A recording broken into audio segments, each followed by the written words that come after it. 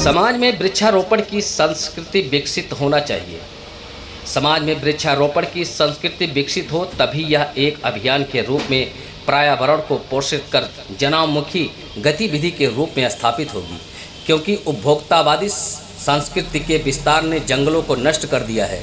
यह बातें धनपतगंज ब्लॉक प्रमुख यशभद्र सिंह मोनू ने धनपतगंज में वृक्षारोपण करते हुए कहा।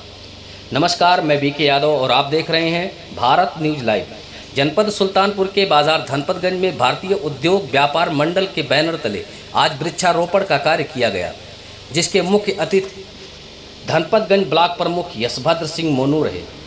उन्होंने कई जड़ी बूटियों के दुर्लभ वृक्षों का रोपण किया। तत्पश्चात वहां पर लोगों को ब्लॉक प्रमुख ने संबोधित करते हुए कहा कि इस समय रहते हुए हमने अपने इस मानवीय भूल को यदि नहीं स्वीकारा और अपने जीवन व्यापार को नहीं सुधारा तो पृथ्वी का जीवन अस्तित्व ही संकट में पड़ जाएगा। इसलिए ज़रूरी है कि समय रहते खुले वनों की सघनता को बढ़ाएं। जहाँ जहाँ संभव हो वहाँ वहाँ हरित गलियारों का विस्तार करें। ऐसे सार्वजनिक स्थानों को चिन्हित कर यह एक जन आंदोलन का रूप लेगा। रेलवे ट्रैक, सड़क, नहर किनारे खाली पड़ती ज़मीनों पर वृक्षारोपण कर उन्हें ग्रीन बेल्ट बनाया जा सकता है। इससे स्वच्छता भी बढ़ेगी और पर्यावरण की सेहत भी दुरुस्त होगी। समाज और सरकार को मिलकर वृक्षारोपण संस्कृति का विकास करना होगा, जिसके फायदे कई स्तरों पर समाज को मिलेंगे। इससे रोजगार के नए अवसर सृजित होंगे। वहीं जंगलों का विस्तार प्राणवायु के साथ साथ आर्थिक समृद्धि का भी संबल होगा। पर्यावरण का स्वच्छता और शुद्ध हवा से सीधा संबंध है। दोनों मानव स्वास्थ्य के लिए आधार का काम करते हैं। स्वच्छता और आर्थिक विकास में भी घनिष्ठ संबंध है। बीमार व्यक्ति किसी काम को ठीक ढंग से नहीं कर सकता, जिसका सीधा असर उत्पादकता पर पड़ता है। लोगों को इस बात के लिए जागरूक किया जाए कि वह पर्यावरण का सीधा संबंध हमारे स्वास्थ्य से है। पर्यावरण प्रदूषण से मानव स्वास्थ्य बिगड़ता है। इस मौके पर व्यापार मंडल के अध्यक्ष मनोराम जायसवाल, लोहंगी ग्राम पंचायत प्रधान सुनील सिंह उर्फ डब्लू, संरक्षक राम सागर अग्रहरी, महामंत्री फूल चंद सोनी, प्रचार मंत्री राकेश अग्रहरी, कोषाध्यक्ष पवन कुमार कसौधन आदि मौजूद रहे। फिलहाल इस मौके पर ब्लॉक प्रमुख ने पत्रकारों से क्या कुछ कहा, देखिए इस रिपोर्ट में।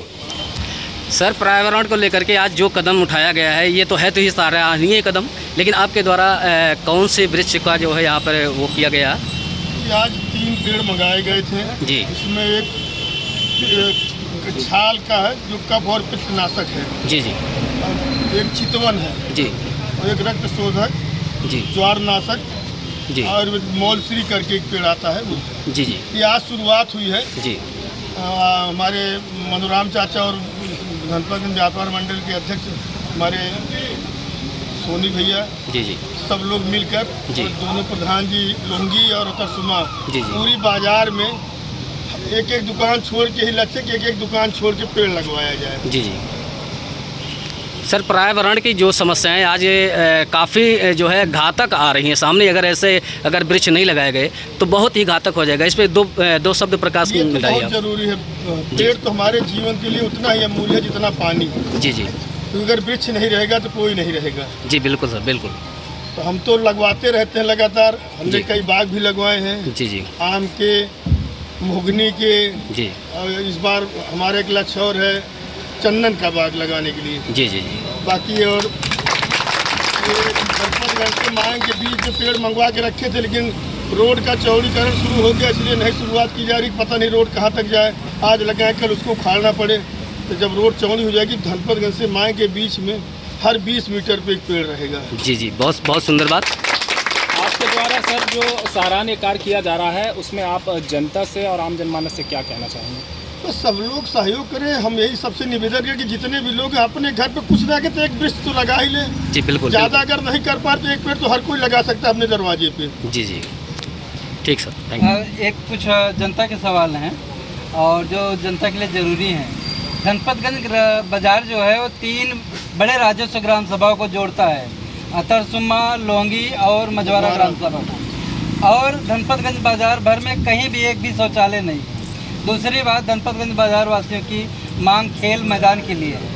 इस पर आपने क्या कहा? खेल मैदान को उसके लिए एप्लीकेशन दी जा चुकी है। उसको नपवाने के बाद भले ज़मीन छूट जाए, क्योंकि ज़मीन पर लोग कब्जा किए हैं, उसके बाद खेल मैदान बन जाएगा। हाँ सही। शौचालय चाहिए। शौचालय के लिए जमीन खोदनी पड़ेगी। दोनों प्रधान यहाँ पे मौजूद है, तीसरे प्रधान जी नहीं है मझवारा के। उनको पहले जमीन तो मिले, शौचालय तभी बनेगा ना, क्योंकि सार्वजनिक चीज़ है। जी जी किसी की जमीन में व्यक्तिगत बन नहीं सकता है। जी। एक तीसरी और जन समस्या है, धनपतगंज बाजार को जितने भी मार्ग जोड़ते हैं, वो चाहे तरसुम्मा से हो, चाहे महावीरन मोड़ हो, चाहे धनपतगंज को आने वाले मायंग मझवारा से जो भी रास्ते हैं, वो सब लगभग डैमेज हो चुके हैं। तमाम जगह पर गड्ढे और पानी भर गए।